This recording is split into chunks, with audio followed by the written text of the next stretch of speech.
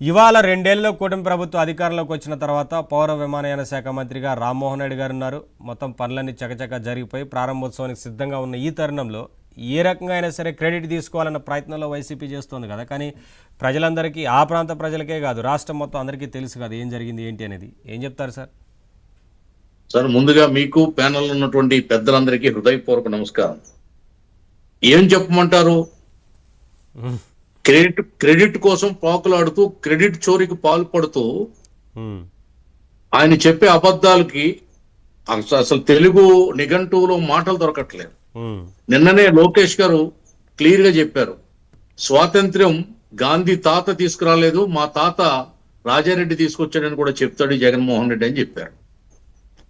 అలాగే గంగని భగీరథుడు భూమి మీదకి దింపలేదు, మా నాయన దింపాడు అని చెప్తాడు. అలాగే ఇప్పుడు ఎయిర్పోర్ట్ నేనే కట్టాను, ఇదంతా నా ఘనత అని చెప్పి క్రెడిట్ చోరీకి పాల్పడుతున్నాం. ఇటువంటి కుహనా నాయకుడి గురించి మనం ఏం మాట్లాడతాం? విశాఖపట్నంలో ఇప్పుడు ఉన్నటువంటి ఎయిర్పోర్ట్ లో మధ్యాహ్నం సమయంలో ఈగలు తోలుకోవాలి, అక్కడ ఏమీ లేదు.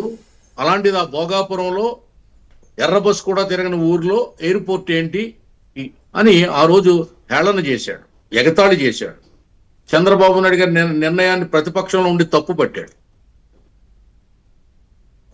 అటువంటి వ్యక్తి ఈవేళ నేనే కట్టాను, ఈ ఘనత నాది, ఊరికే చంద్రబాబు నాయుడు గారు ఇవాళ రిబ్బన్ కట్ చేస్తున్నారు, మోడీ గారిని తీసుకొచ్చే మాటలు ఏవైతే ఉన్నాయో జనాలు వింటున్నారు సార్. ఎవరు చెవిలో పూలు పెట్టుకోలేదు.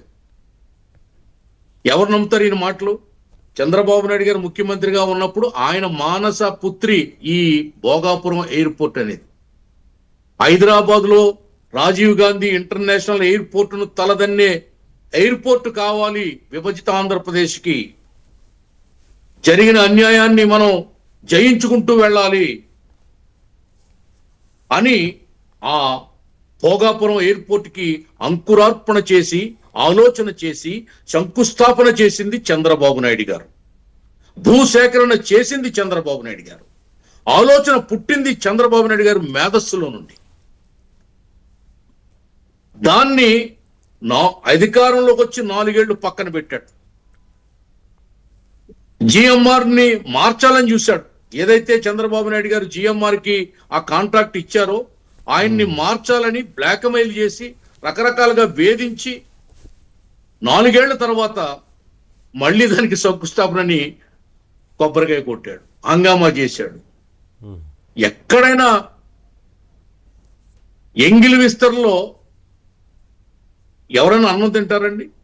ఒకళ్ళు శంకుస్థాపన చేసిన తర్వాత, ఒక ముఖ్యమంత్రి అంకురార్పణ చేసిన తర్వాత నువ్వు శంకుస్థాపన చేయాల్సిన పనే ఉంది, 4 ఏళ్లు దాన్ని నెగ్లెక్ట్ చేయవలసిన పనే ఉంది, కాలయాపన చేయవలసిన పనే ఉంది. అదరాబాద్రా మళ్ళీ అధికారం దిగిపోయే సమయానికి అక్కడ కొబ్బరికాయ కొడతావు.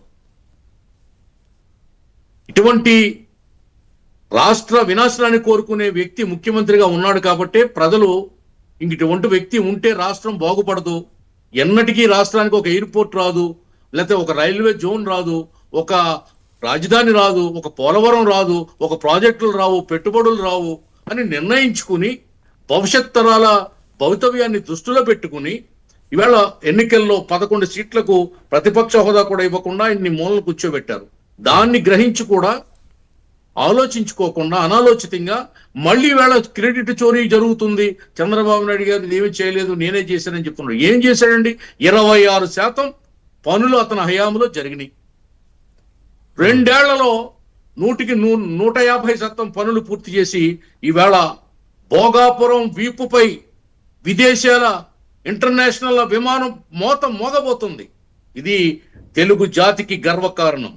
ఆంధ్ర చరిత్రలో సువర్ణాక్షరాలతో లిఖించదగ్గ అధ్యాయం. అభివృద్ధికి ఒక అనూహ్యమైనటువంటి మణిహారం లాంటిది ఈ భోగాపురం ఎయిర్పోర్ట్. ఉత్తరాంధ్రలో ఈవేళ విదేశీ విమానాలు దిగుతుంటే ఎటువంటి అభివృద్ధి చెందుతుందండి ఉత్తరాంధ్ర? దానికి స్టార్టింగ్ కెపాసిటీ 60 లక్షల ప్రయాణికుల కెపాసిటీ పర్ ఇయర్.